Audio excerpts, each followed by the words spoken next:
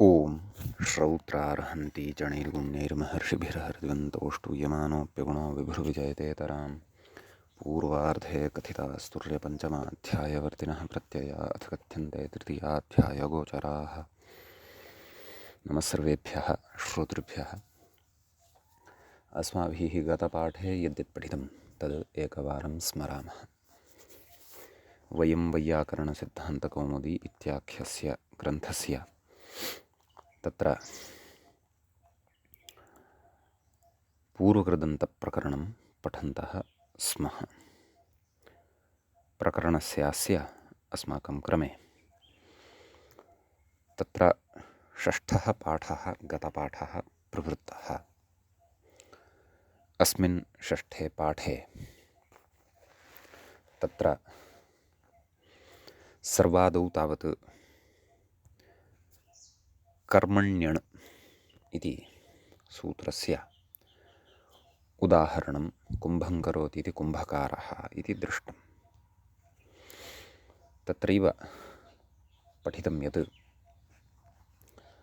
आदित्यं पश्यति इत्यादौ अनाभिधानात् न आदित्यपश्याः आदित्यदार्शाः इत्यादयः प्रयोगाः प्रकृते न भवन्ति। नाम अभिधानं पुरस्कृत्यैव कर्मणि अण् विधेयः। ततः शीलिकामि भक्ष्याचरिभ्योऽणः इति वार्तिकं पठितम्। अणः अपवादार्थम् इदं वार्तिकं भवति इति तत्र उक्तम्। मांसशीला, मांसकामा, मांसभक्षा, कल्याणाचारा इत्यादिषु अण्णन्तलक्षणङीप् मा भूत् तदर्थम् अणप्रत्ययविधानं कृतम्। ततः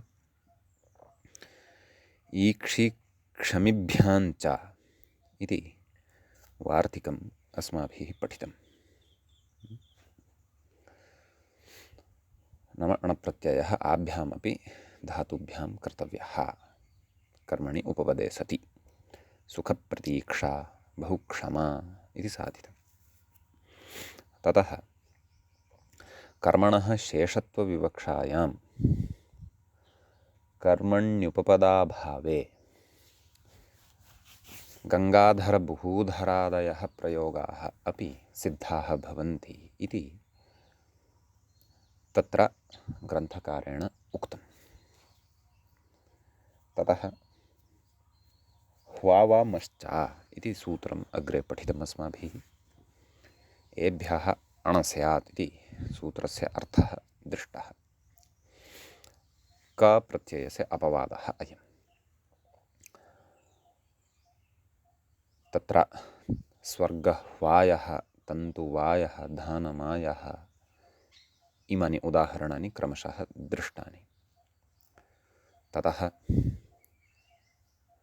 आतोनुपसर्गे कः इति अग्रिमं सूत्रम् अस्माभिः पठितम्। आदन्ताद्धातोः अनुपसर्गात् कर्मण्युपपदे कः स्यात्, नाम क इति प्रत्ययः स्यात्, न अण्, परन्तु अण् तु न भवति इत्युक्तम्।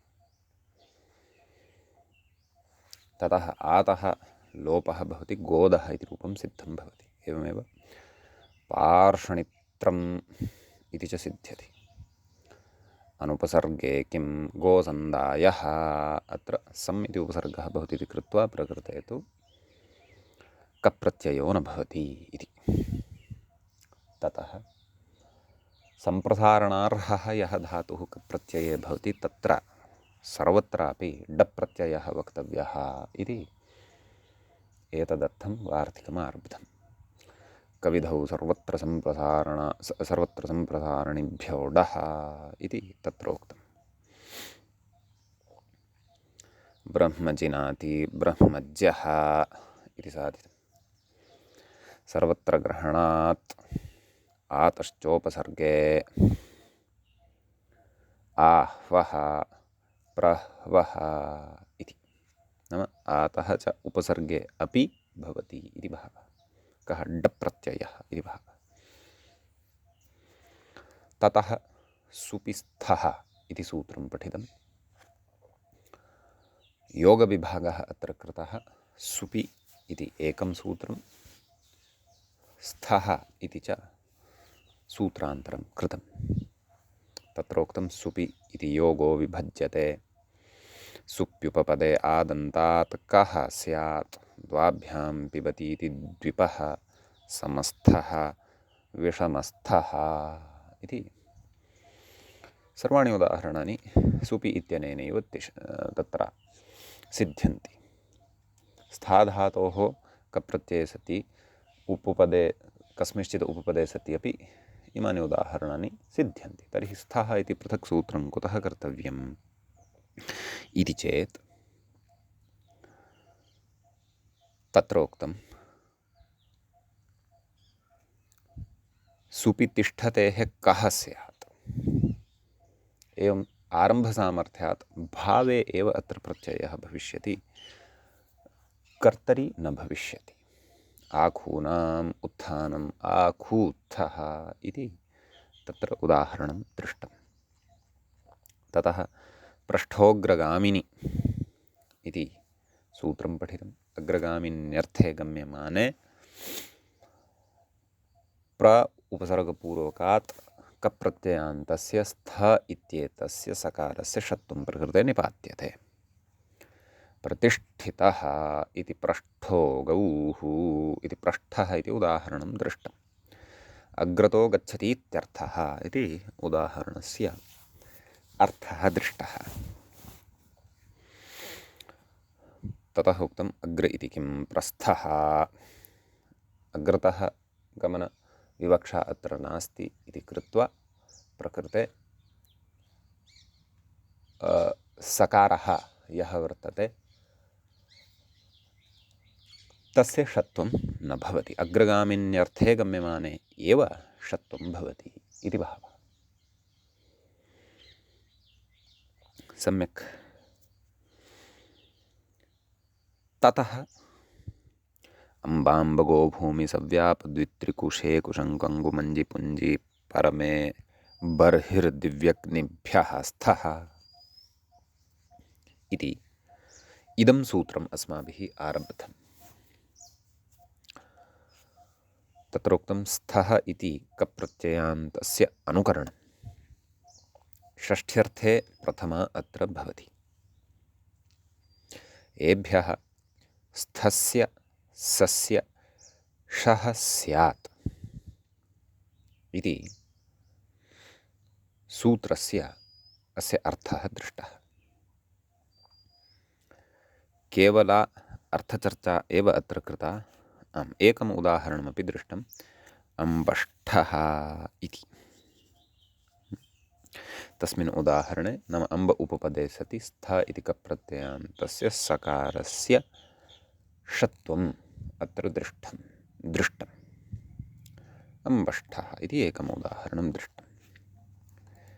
गतपाठस्य अन्ते व्याख्यायाः पङ्क्तयः इत्थमासन्। पृष्ठोऽग्रगामिनि प्रपूर्वात् स्थाधातोः आतश्चोपसर्गे इति कप्रत्यये आतो लोपे प्रस्थशब्दः सः अग्रगामिनि वाच्ये कृतशत्वः निपात्यते। इणकवर्गाभ्यां परत्वाभावात् षत्वस्य न प्राप्तिः प्रतिष्ठते इति अग्रे गच्छतीत्यर्थः उपसर्गवशात् अयमर्थः लभ्यते। पृष्ठो गौरिति अग्रगामीत्यर्थः। एवं पृष्ठोश्वो इत्यादि अम्बाम्ब अम्ब आम्ब गो भूमि सव्ये अप द्वित्रि कुशे कु शङ्कु अङ्गु मञ्जि पुञ्जि परमे बर्हि सदिवि अग्नि येषाम् अष्टादशानां द्वन्द्वः अम्बष्ठः इति एतावत्पर्यन्तं वयं गते पाठे व्याख्याभागं दृष्टवन्तः, पठितवन्तः। अयम् अस्मत्क्रमे पूर्वकृदन्तप्रकरणस्य षष्ठः पाठः प्रवृत्तः अभूत्। अधुना तावत् पूर्वकृदन्तप्रकरणस्यास्य सप्तमः पाठः अस्माकं क्रमे आरब्धः भवति। तत्र अम्बाम्बगोभूमि इत्यस्मिन् सूत्रे एव मूले अनुक्तः परन्तु व्याख्यायाम् उक्तः अग्रिमः प्रयोगः द्रष्टव्यः। आम्बष्ठः इत्यस्ति, एवं खलु? अत्र तदेव आम्ब इति उपपदात् स्थ इति स्था धातोः कप्रत्यये सति स्थ इत्यस्य सकारस्य षत्वं भवति। आम्बष्ठः इति प्रयोगः तत्र सिद्धः भवति। देशविशेषस्य नाम वर्तते अम्बष्ठः इति। एवमेव तत्र आम्बष्ठ इत्यपि देशविशेषस्य कृते व्यवह्रियते। अम्बाम्ब। ततः गो उपपदे सति उदाहरणं व्याख्यात्रा प्रदत्तम् अस्ति गोष्ठः। तत्र गवि तिष्ठति इत्येतस्मिन् अर्थे अयं शब्दः, नाम अर्थस्तु वस्तुतः यत्र गावः बध्यन्ते अथवा गावः यस्मिन् प्रकोष्ठविशेषे तिष्ठन्ति सः गोष्ठः इत्युच्यते। अम्बाम्बगो भूमि अग्रे अस्ति भूमिशब्दः, भूमिष्ठः इति, एवं खलु? तर्हि भूमौ तिष्ठति इति एतादृशः कश्चन अर्थः प्रकृते द्रष्टव्यः। अतः भूमिस्थ इत्यत्र षत्वे सति भूमिष्ठ इति रूपम् अत्र सिद्धं भवति। समीचीनम्। अग्रे व्याख्याता सव्येष्ठः। अम्बाम्बगोभूमि सव्य इति अस्ति खलु? सव्येष्ठः। अत्रापि सव्य उपपदे सति स्थ इत्येतस्य सकारस्य षत्वं प्रकृतसूत्रेण अवगन्तव्यम्। प्रकृते निपातनात् अलुक् इति कथयति अग्रे। नाम निपातनात् सूत्रे एव तत्र, परन्तु सूत्रे तु निपातनं नास्ति खलु, सूत्रे तु सव्य इत्येतावदेव खलु पठितम्। अतः वस्तुतः अत्र हलदन्तात् सप्तम्याः संज्ञायामित्यनेन सूत्रेण सप्तम्याः अलुक् कथनीयः, यतः सूत्रे तु सव्य इत्येव अस्ति खलु। तदेव कथयन्नेव अस्ति अग्रे व्याख्याता इदं हलदन्तात् सप्तम्याः इति वा। वस्तुतः हलदन्तात् सप्तम्याः इत्यनेन एव युज्येत इति भाति, यतः सूत्रे एकारान्तत्वेन सव्ये इति न दृश्यते खलु इति मम भाति। अग्रे अस्ति अपष्ठः। सव्याप अप इति अस्ति अग्रे। अतः अप उपपदे सति स्थ इत्येतस्य सकारस्य षत्वं प्रकृते भवति।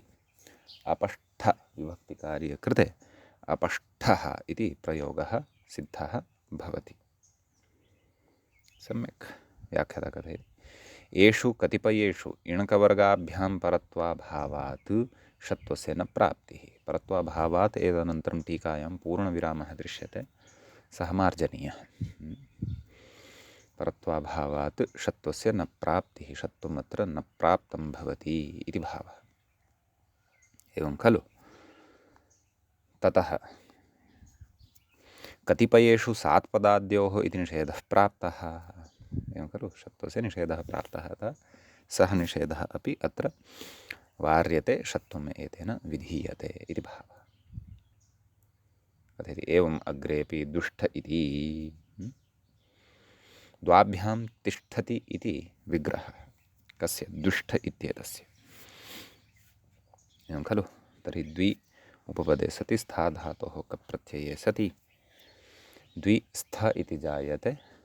तत्र अम्बाम्बगोभूमि इत्यनेन स्थ इत्येतस्य सकारस्य षत्वं विधीयते, अतः दुष्टः इति प्रयोगः तत्र सिद्ध्यति। अग्रे एवं त्रिष्ठः नाम त्रिषु तिष्ठति इति त्रिष्ठः। अग्रे शब्दः दृश्यते कु इति, एवं खलु। अम्बाम्ब गो भूमि सव्ये अपद्वित्रि कुशे, कुशे इति अस्ति, आं तदेव व्याख्याता कथने अस्ति कुशेष्ठः। तत्र कुशे तिष्ठति खलु, अत्र सप्तम्याः अलुक् द्रष्टव्यः, अतः कुशेष्ठः अत्रापि षत्वं भवति, विभक्तिकार्ये कृते सति कुशेष्ठः इति रूपं सिद्धं भवति। ततः कुष्ठः इति अग्रे, नाम कु इति उपपदे सति स्थ इत्येतस्य सकारस्य षत्वम् अत्र भवति, अतः विभक्तिकार्ये कृते सति कुष्ठः इति प्रयोगः सिद्धः भवति। ततः शङ्कु इति शब्दः अग्रे दृश्यते। शङ्कु स्थ षत्वे कृते शङ्कुष्ठ, ततः विसर्गः भवति शङ्कुष्ठः इति प्रयोगः सिद्धः भवति। अग्रे शब्दं पश्यामः वयम्, अङ्गु इति अस्ति खलु। अङ्गु उपपदे सति स्थ इत्येतस्य षत्वे विभक्तिकार्ये च अङ्गुष्ठः इति सिद्ध्यति।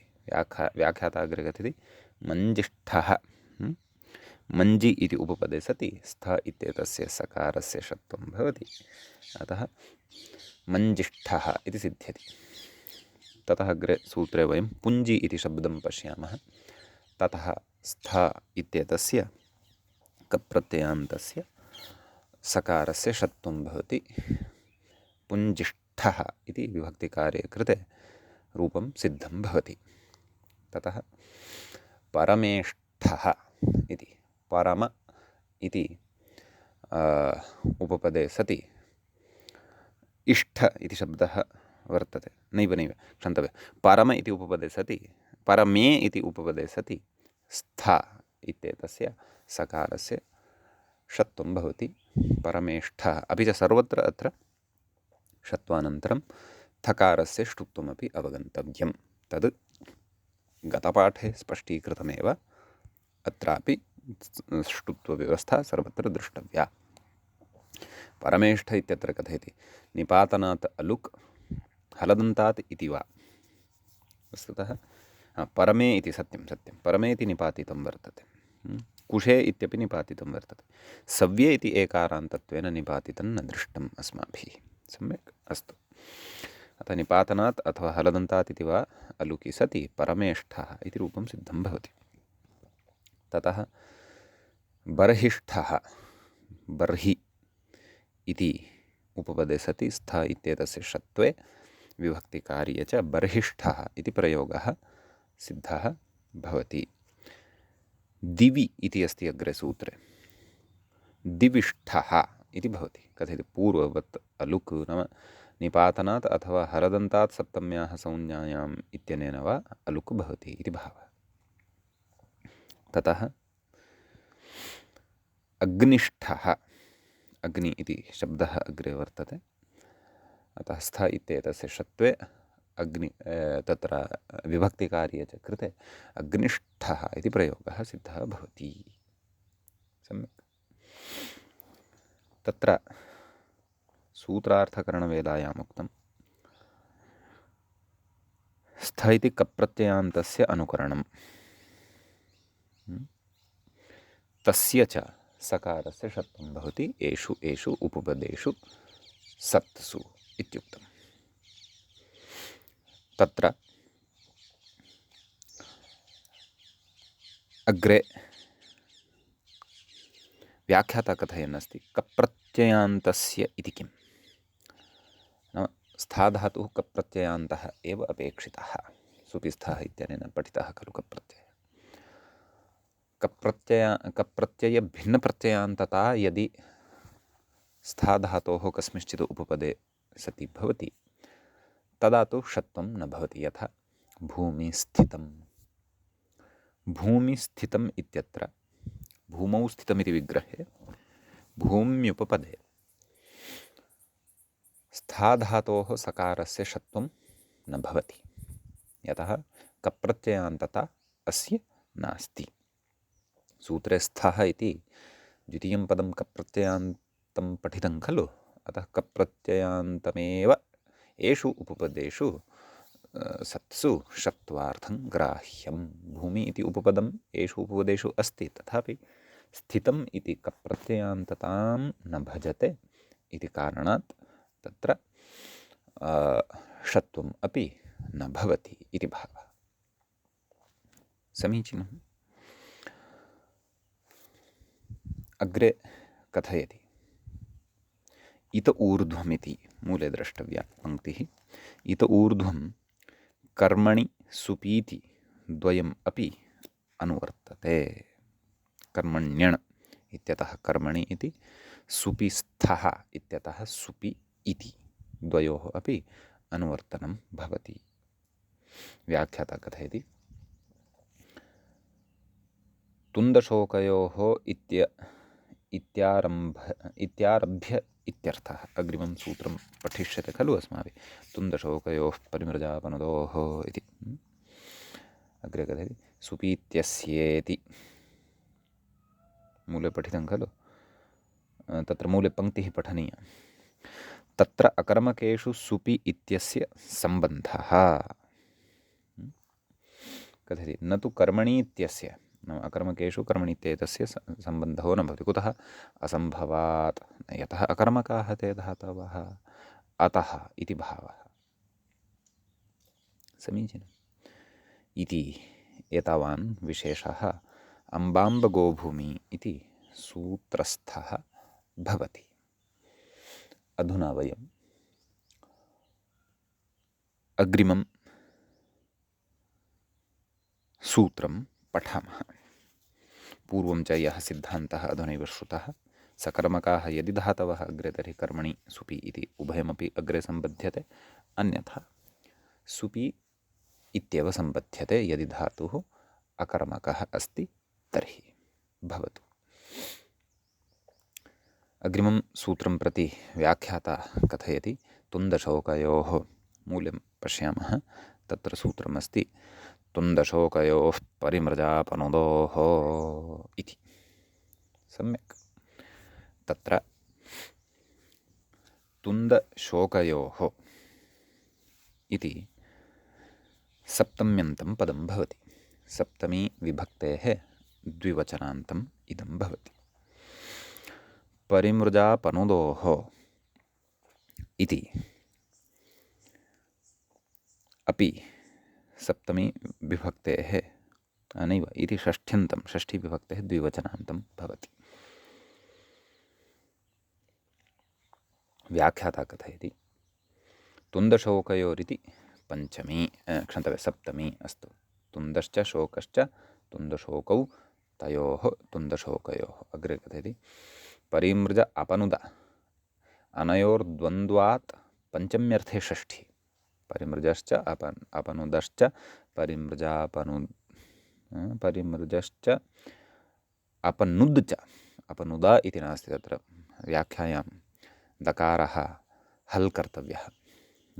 परिमृजश्च अपनुच्च, परिमृजापनुदौ तयोः परिमृजापनुदोः इति षष्ठी अस्ति।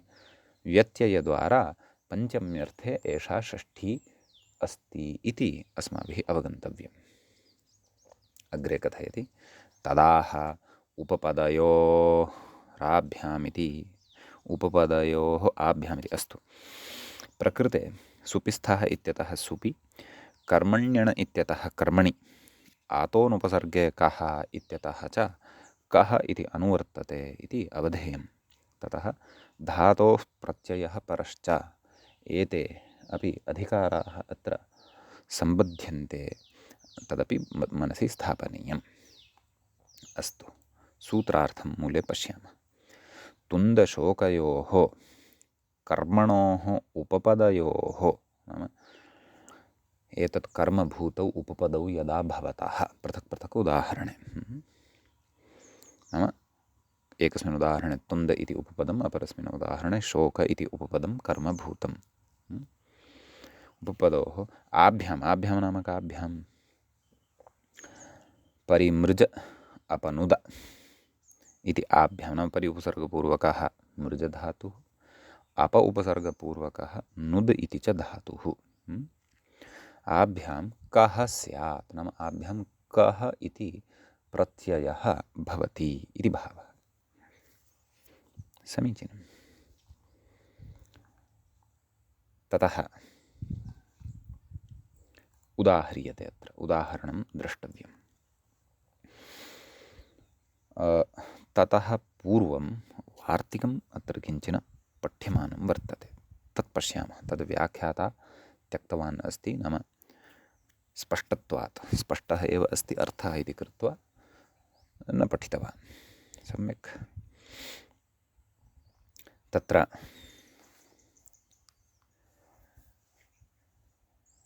तुन्द वार्तिकमस्ति, आलस्य सुखाहरणयोरिति वक्तव्यम् इति अस्ति। एवं खलु? नाम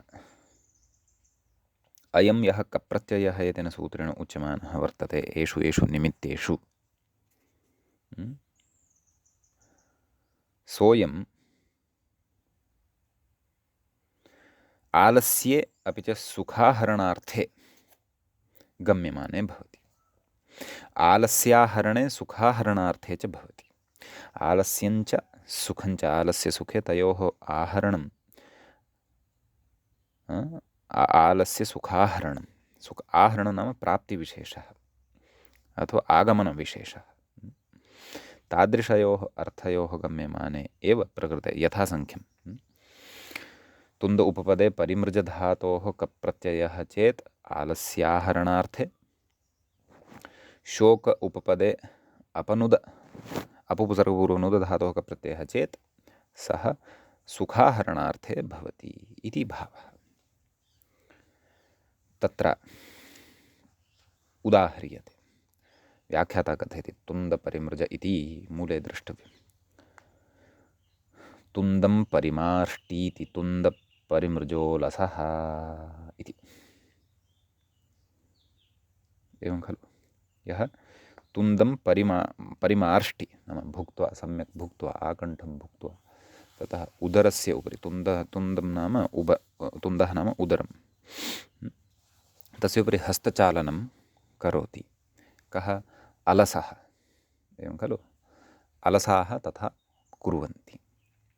अतः एतादृशः अलसः तुन्दपरिमृजः इत्युच्यते। तर्हि अत्र तुन्द इति उपपदे सति, कर्मण्युपपदे सति, मृज इति धातोः परि उपसर्गपूर्वकात् मृज इति धातोः तत्र कप्रत्ययः भवति। अस्य अ इति अवशिष्यते। तुन्दपरिमृज आ विभक्तिकार्ये कृते तुन्दपरिमृजः लघुपदगुणः तु न भवति, कप्रत्ययस्य कित्वात् इत्यर्थः। समीचीनम्। अग्रे शोकापनुदः सुखस्य आहर्ता इति अस्ति। वस्तुतः आलस्य सुखाहरणे, हरणशब्दस्य आलस्य इत्यनेन अन्वयः नास्ति। आलस्यञ्च सुखाहरणञ्च इति उदाहरणं दृष्ट्वा ज्ञायमानम् अस्ति। शोकापनुदः सुखस्य आहर्ता, एवं खलु? कोऽर्थः? व्याख्यातापि किमपि कथयन् वा? पश्यामः। कथयति तुन्दम् उदरं सः मृजेरजादौ इति पाक्षिक न क्षन्तव्यः, अत्र मृजेरजादौ इति पाक्षिकवृद्धिर्न भवति खलु? व्यवस्थितविभाषाश्रयणादित्याहुः नाम व्यवस्थितविभाषाश्रयणादेव प्रकृतं मृजेरजादौ इत्यनेन पाक्षिकवृद्धिः न भवति। अस्तु, भवतु। वयं द्वितीयम् उदाहरणं पश्यन्तः स्मः। तुन्दं क्षन्तव्यः शोकापनुदः, एवं खलु?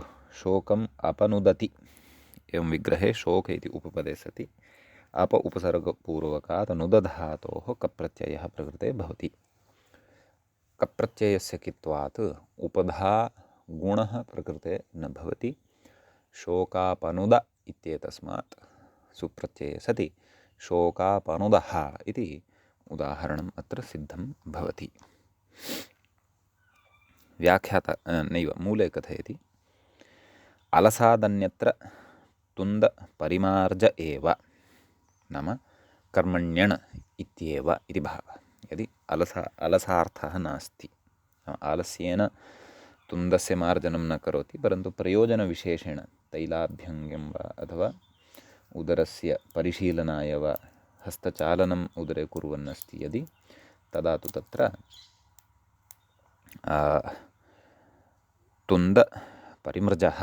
तुन्दपरिमार्जः इत्येव प्रयोगः भवति कर्मण्यण।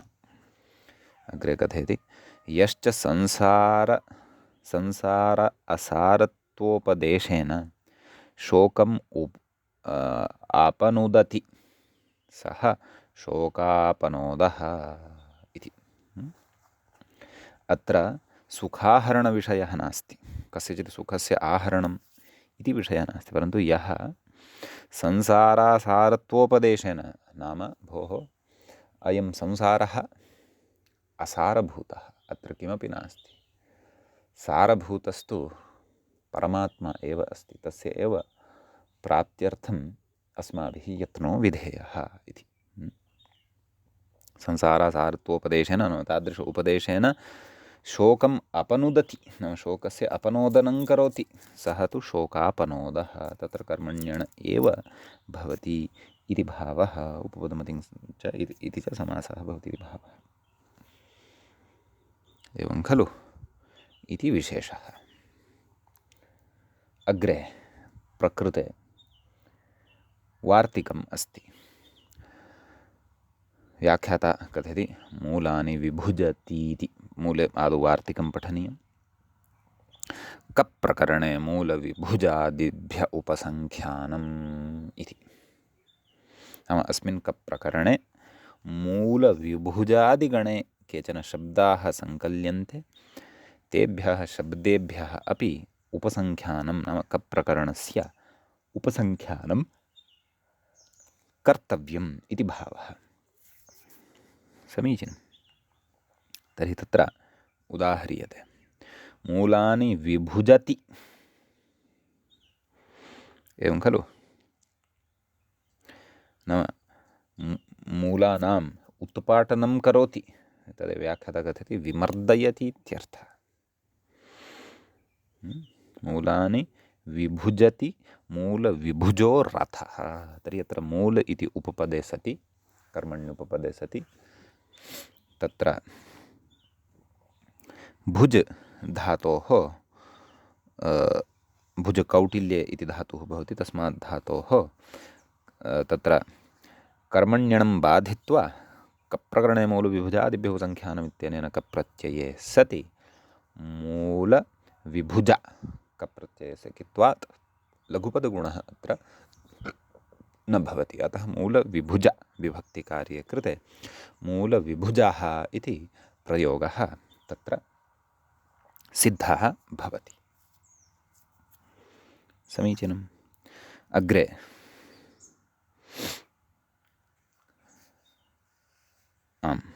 कथयति मूले आकृतिगणोऽयं, नाम अयं शिष्टप्रयोगम् अनुसृत्य अयं गणः अस्माभिः कर्तव्यः, निश्चेतव्यः।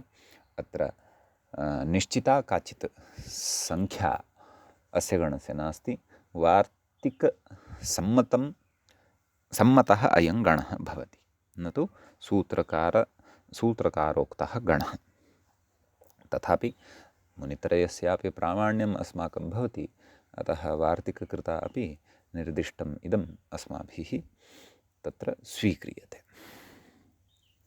आकृतिगणत्वे स्वीकारे महीध्रः, कुध्रः, गिलति इति गिलः इति एते प्रयोगाः सिद्ध्यन्ते। व्याख्याता कथयति भुजौ कौटिल्ये तुदादिः इहोपसर्गबलात् मर्दने वृत्तिः। अस्तु, महीध्र इति कथयति महीं धरति इति विग्रहः। कथयति कित्वान्नगुणः ऋकारस्य यणरेफा, नाम मही उपपदे सति धृङ् धारणे इति धातोः कप्रत्यये सति तस्य अ अवशिष्यते, गुणस्तु न भवति, सार्वधातुकार्धधातुके इति न, अन्यथा महीधरः इति जायते स्म, परन्तु प्रकृते यण् रेफः एव भवति, अतः महीध्रः इति रूपं सिद्धं भवति। कथयति अणितु महिधार इति स्यात् इति भावः। सत्यं सत्यं, अणि सति तु वृद्धिः स्यात्, अतः रपरसति वृद्धिः महिधार इति अनिष्टं रूपं प्रापयेत्, एवं खलु। अग्रे कुध्र इति, कुहु पृथिवी, कुहु इति पृथिव्याः नामान्तरं, तां धरतीति विग्रहः, तादृशविग्रहे सति प्रकृते कुध्र इति रूपं सिद्धं भवति। सम्यक्। ततः गिल इति, तत्र गिलतीति गिलः इत्युक्तं खलु। कथे गृ निकरणे अस्मात् कः, कित्वान्न गुणः, इत्वं रपरत्वम्, अचिविभाषा इति लत्वम्, अतः गिरतीति गिलः इति रूपम् अत्र सिद्धं भवति। नाम मूलविभुजादित्वात् प्रकृते गृ धातोः एव अन्तर्भावे सति गिलः इति अपि प्रयोगः अत्र साध्यते इति भावः। इति एतावान् विशेषः तत्र तुन्दशोकयोः परिमृजापनुदोः इति सूत्रे अस्माभिः दृष्टः। अधुना वयम् अग्रिमं सूत्रम् अत्र पठामः। अग्रे सूत्रं भवति मूले व्याख्यायाञ्च प्रेदाज्ञः इति। अत्र प्रे इति सप्तम्यन्तं पदं भवति, सप्तमी विभक्तेः एकवचनान्तं भवति। ततः दाज्ञः, अत्र दाज्ञः इति पञ्चम्यन्तं, पञ्चमी विभक्तेः एकवचनान्तं रूपं भवति। कथं विग्रहः? व्याख्याता कथयति प्रे इति सप्तमी पञ्चम्यर्थे, एषा सप्तमी पञ्चम्यर्थे वर्तते व्यत्ययेन।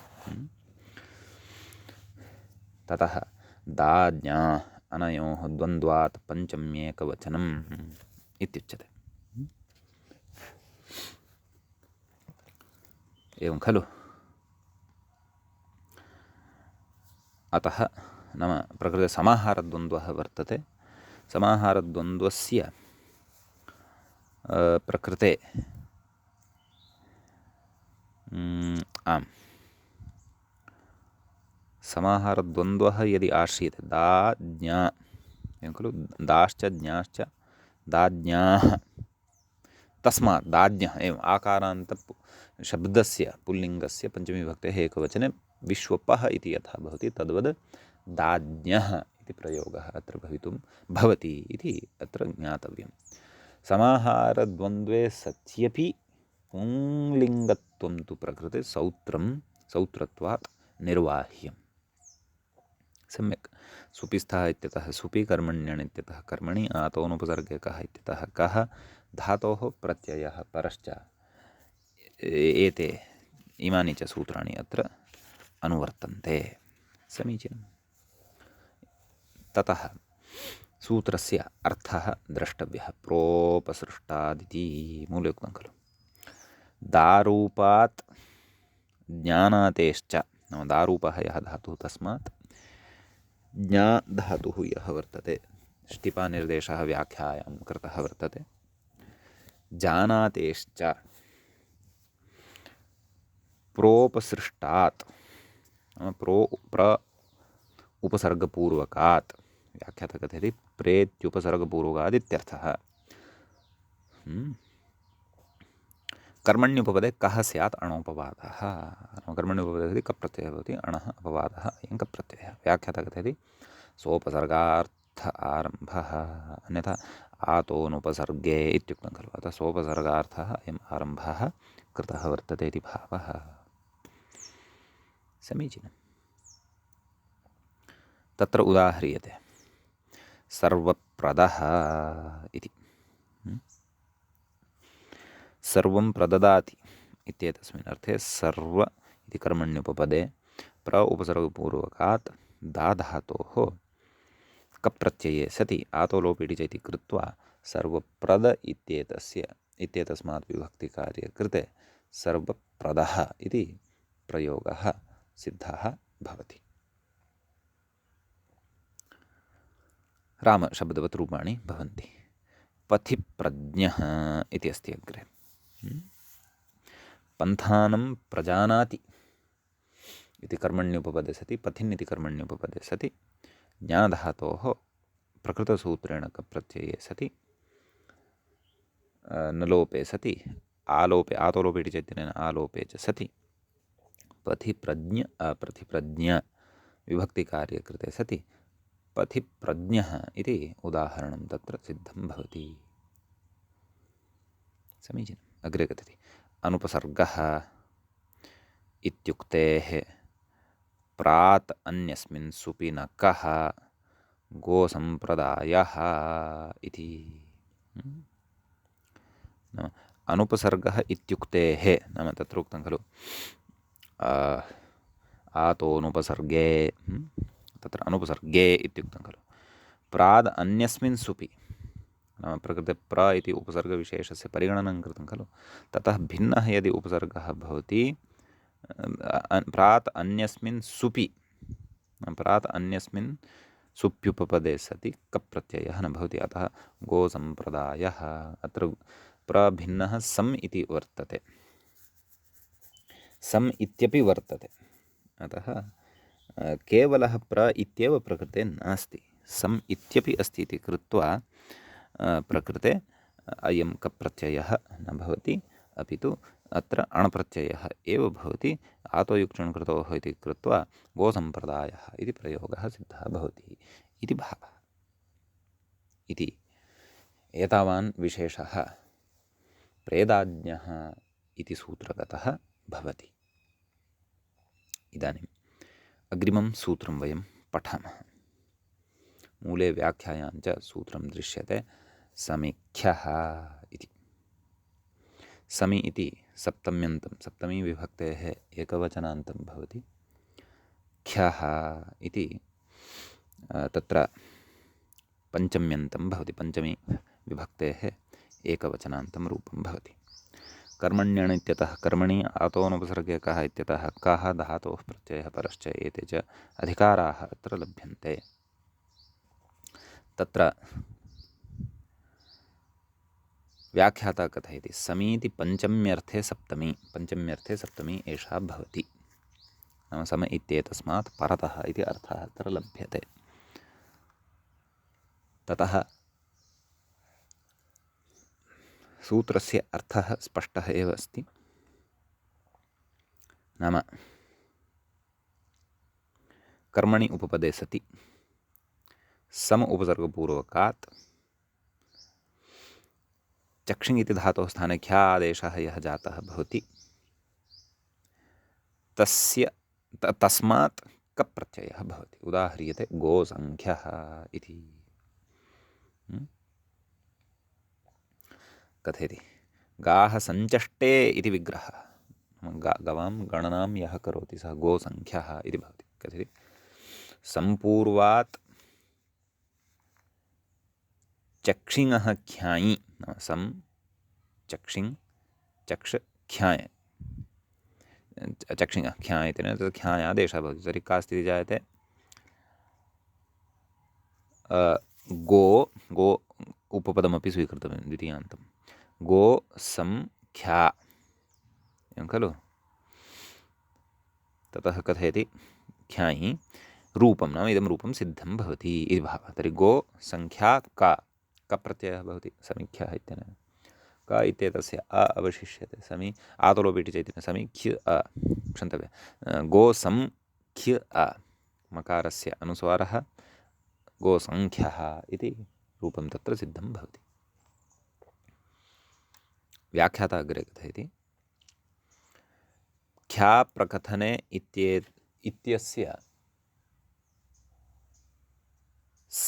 इत्यस्य तु सम्पूर्वस्य प्रयोगाभावात् सार्वधातुकमात्रविषयत्वाच्च न इह सम्बध्यते। नाम ख्याप्रकथने इति यः धातुः वर्तते तस्य सम्पूर्वस्य प्रयोगः न भवति इति। सार्वधातुकमात्रविषयत्वाच्च नाम सार्वधातुमात्रविषयः सः धातुः भवति इति। अतः तस्य अत्र सम्बन्धः नास्ति इति व्याख्यातुः अभिप्रायः अथवा व्याख्यातुः मतम्। अग्रे अस्मिन् सूत्रे एतावानेव विशेषः अत्र भवति। इदानीं वयम् अग्रिमं सूत्रं पठामः। अग्रिमं सूत्रं भवति गापोष्टक् इति। तत्र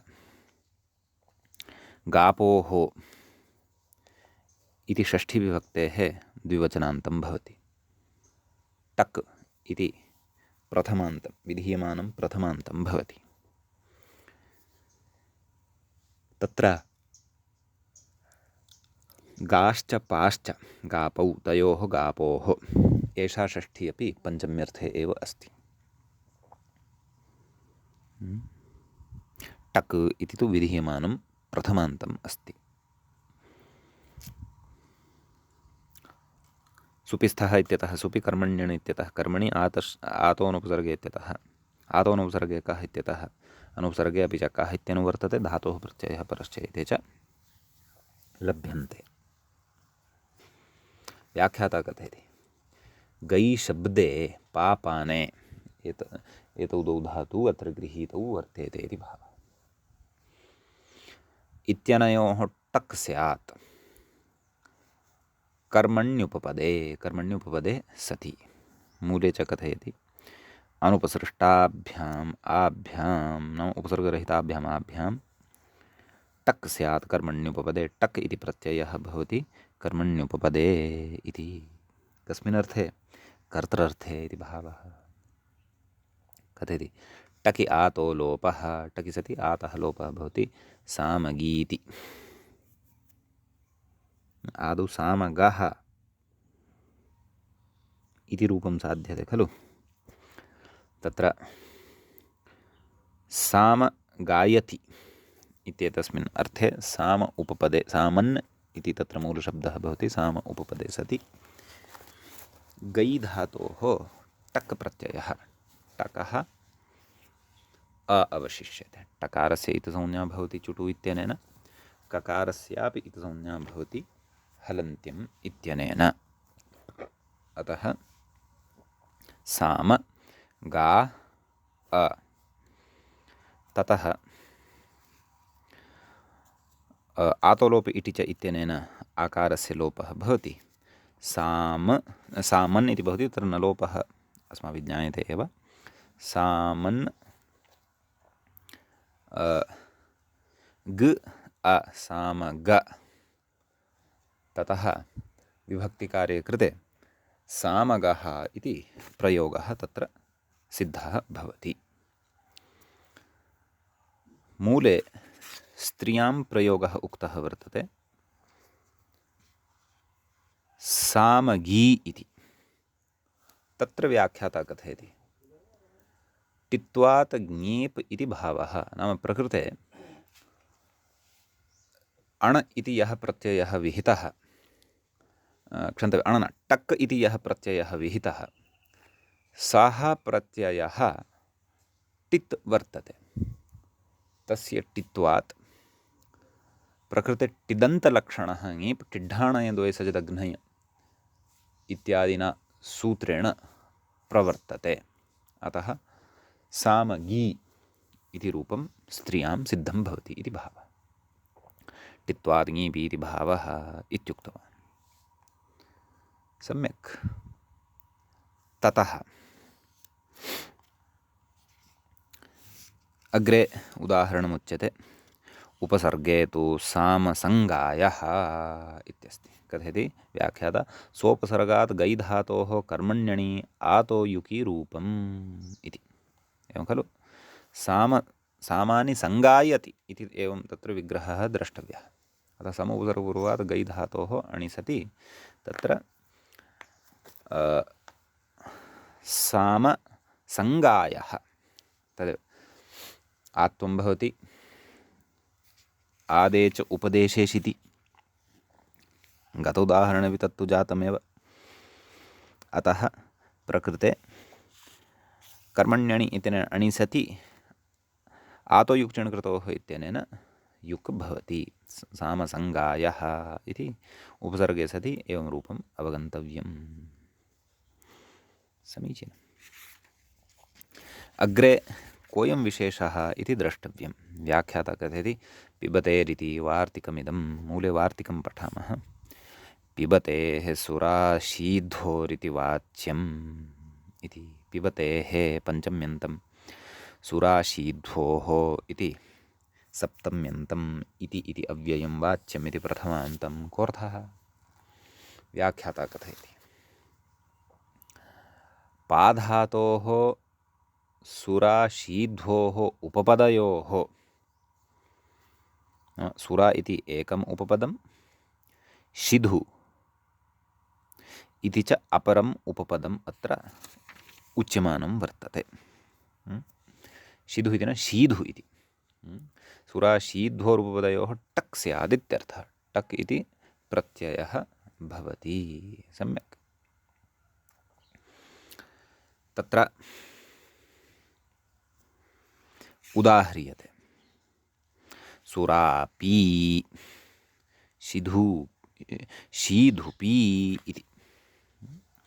सुरां पिबति इति विग्रहे सति सुरा इति कर्मण्युपपदे पाधातोः टक् कर्मण्यणं बाधित्वा आदरोपि इति च इत्यनेन तत्र सत्यम्। आदरोपि इति च आकारस्य लोपः। सुरापु सुराप स्त्रीत्वविवक्षायां टिद्दन्तलक्षणङीपि सति सुरापि सुराप्यौ सुराप्यः इत्यादीनि रूपाणि सिद्धानि भवन्ति। शिधुपी, शिधुः अपि, शिधुः मदिराविशेषः अथवा औषधविशेषः अपि भवति। शिधुं पिबति इत्येतस्मिन् विग्रहे इति एतस्मिन् अर्थे अथवा एतस्मिन् विग्रहे शिधुः इति उपपदे कर्मण्युपपदे सति कर्मण्यण इत्यनेन अणि अणं प्रबाध्य प्रकृतवार्तिकेन टकि सति सुधापा आतोलोपे इति च सुधाप ततः टिदन्तलक्षणङीपि सति शिधु क्षन्तव्य सुधा इति न शीधुपी विभक्तिकार्ये कृते शीधुपी इति रूपं सिद्धं भवति इति भावः। सम्यक् इत्यस्ति। अग्रे कथयति अन्यत्र क्षीरपा ब्राह्मणी इत्यस्ति। नाम प्रकृते सुरा अथवा शीधुः इति उपपदं नास्ति इति कृत्वा प्रकृते आतोनुपसर्गे कः इत्यनेन कप्रत्ययः एव भवति। क्षीरपः स्त्रियाम् अदन्तलक्षणष्टाप् भवति, अतः क्षीरपा इति रूपं सिद्धं भवति। ततः सुरां क्षीरपा ब्राह्मणी सुरां पाति रक्षति इति सुरापा। एवं खलु। सुरां पाति अर्थात् रक्षति, पारक्षण इत्यपि धातुः अस्ति खलु। तादृशे अर्थे अपि प्रकृते नाम प्रकृते तत्र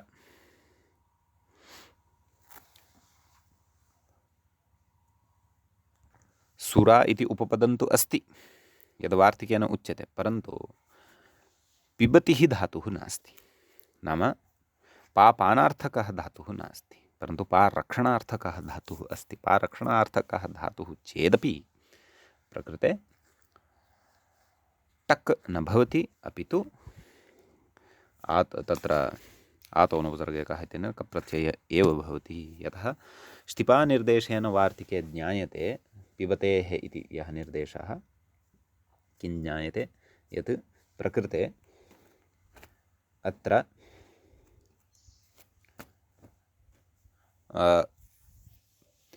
पापाने इत्यस्य एव धातोः ग्रहणं भौवादिकस्य कृतं वर्तते इति भावः। समीचीनम्। इति एतत् सूत्रगतः एतद् वार्तिकगतः च विशेषः भवति। सम्यक्। इदानीम् अग्रिमं सूत्रं वयं पठामः।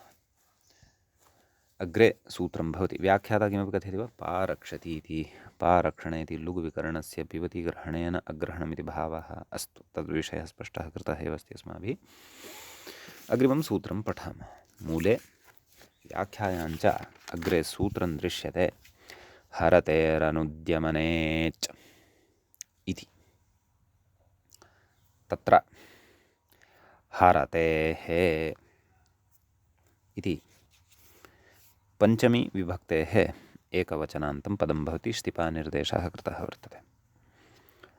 अनुद्यमने इति सप्तम्यन्तं पदं भवति, सप्तमी विभक्तेः एकवचनमत्र भवति। अचु इति प्रथमान्तं, प्रथमा विभक्तेः एकवचनान्तं विधीयमानं भवति। धातोः प्रत्ययः परश्च, एते अधिकाराः अत्र लभ्यन्त एव। एवं खलु? कोऽर्थः? व्याख्याता कथयति, अनुद्यमने, न उद्यमनम्, अनुद्यमनं, तस्मिन् अनुद्यमने, अनुद्यमने विद्यमानात् कर्मण्युपपदे, नाम अनुद्यमने अर्थे विद्यमानात् धातोः इति भावः।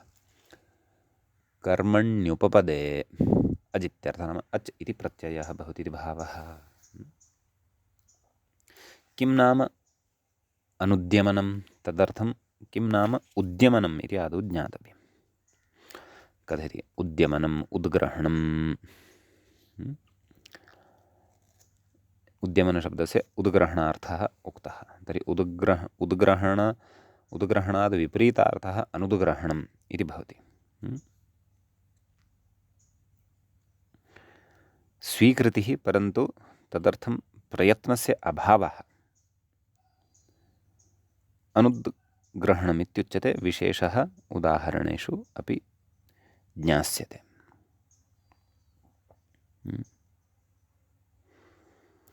तत्र अंशहरः,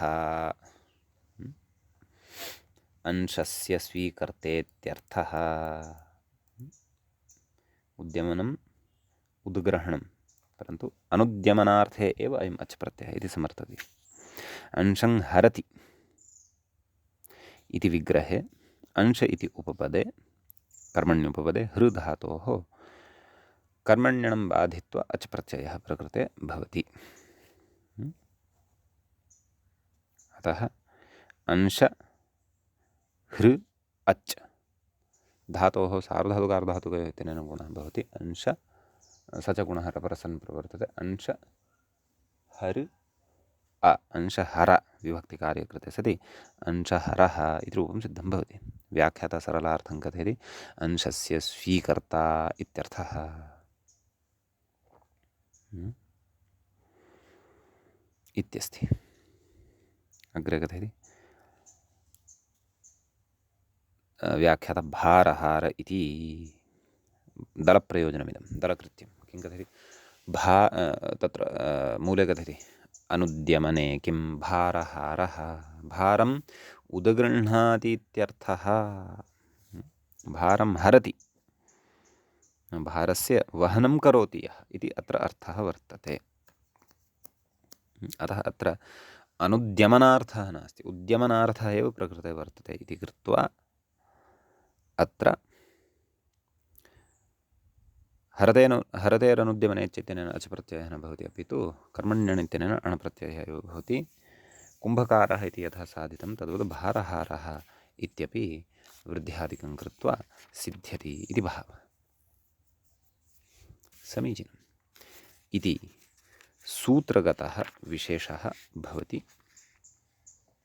अत्र किञ्चन वार्तिकम् अग्रे वर्तते, वार्तिकद्वयम् अत्र वर्तते। तद्वार्तिकद्वयं वयम् अग्रिमे पाठे पठिष्यामः। अद्यतनपाठः तावत् अत्रैव उपसंह्रियते। मङ्गलं कुर्मः। श्रौत्रार्हन्ति चणैर्गुण्यैर्महर्षिभिरहर्दिवं तोष्टुयमानोऽप्यगुणो विभुर्विजयतेतराम्। पूर्वार्धे कथिता स्तुर्यपञ्चमाध्यायवर्तिनः प्रत्यया अथ कथ्यन्ते तृतीयाध्यायगोचराः। एवञ्च पूर्वकृदन्तप्रकरणस्यास्य अस्माकं क्रमे एष सप्तमः पाठः सम्पन्नतां गतः। नमः सर्वेभ्यः श्रोतृभ्यः भवद्भ्यः।